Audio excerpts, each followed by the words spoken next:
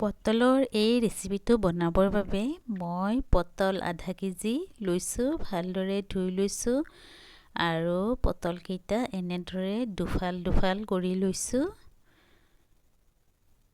এনেদৰে গোটেইকেইটা পটল মই দুফাল দুফাল কৰি লৈ এতিয়া এইখিনি ভাজি ল'ম। কেৰাহী এখনত মই তেল দিছোঁ প্ৰায় 3 চামুচমান আৰু এতিয়া পটলখিনি ইয়াত মই মধ্যমীয়া জুইত ভাজি ল'ম অলপমান ৰংচোৱা হোৱালৈকে।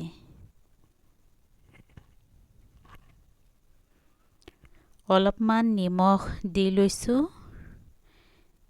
তাৰ পাছত এইখিনি ভালদৰে হেতাৰে 5-6 মিনিটমান সময় আমি ভালদৰে লৰাই ভাজি ল'ম।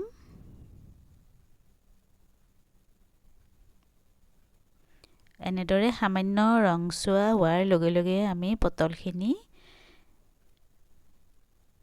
কেৰাহীৰ পৰা এখন বাচনত উলিয়াই ল'ম।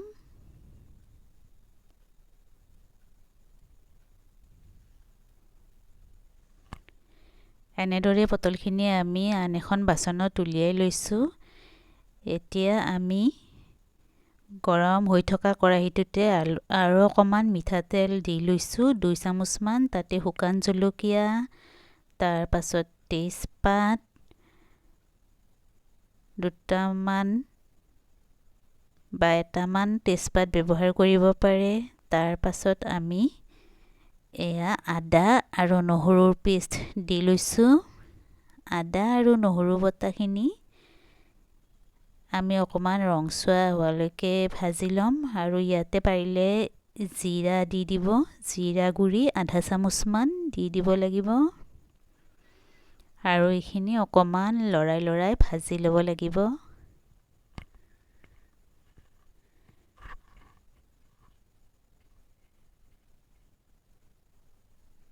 এয়া মই আৰু আধা চামুচমান নিমখ ইয়াতে দি লৈছোঁ। হালধি গুড়ি দি লৈছোঁ আৰু এইখিনি অকণমান সময় ভাজি ল'ম।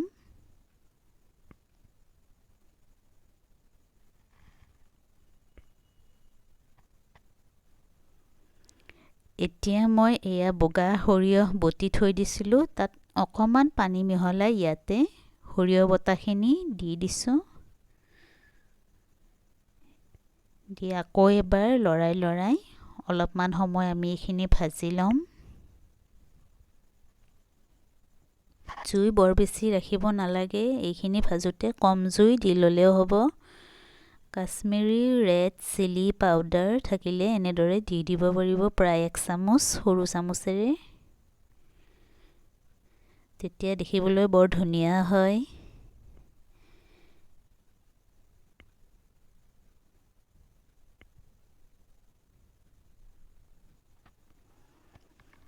পানী মই মধ্যমীয়া বাতি এটাৰে 1 বাতি পানী দি ল'লোঁ। পানী বৰ বেছি দিব নালাগে, 1 বাতি দিলেই যথেষ্ট হয়। এতিয়া মই লাহে ইয়াতে পটল ভজাখিনি দি দিম। এনেদৰে গোটেইখিনি ভাজি থোৱা পটল মই ইয়াতে অলপকৈ দি দিলোঁ।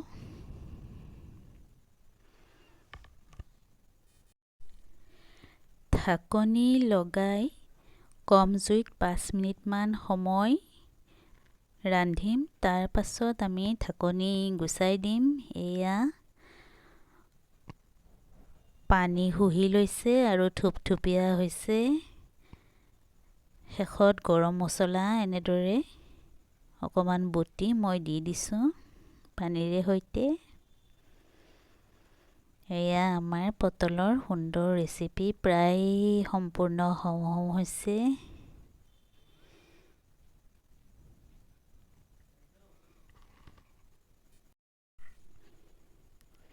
এতিয়া এইখিনি আমি জুই বন্ধ কৰি ল'ম আৰু এটা বাতিত ধুনীয়াকৈ উলিয়াই ল'ম আৰু গৰমে ভাতেৰে সৈতে পৰিৱেশন কৰিম।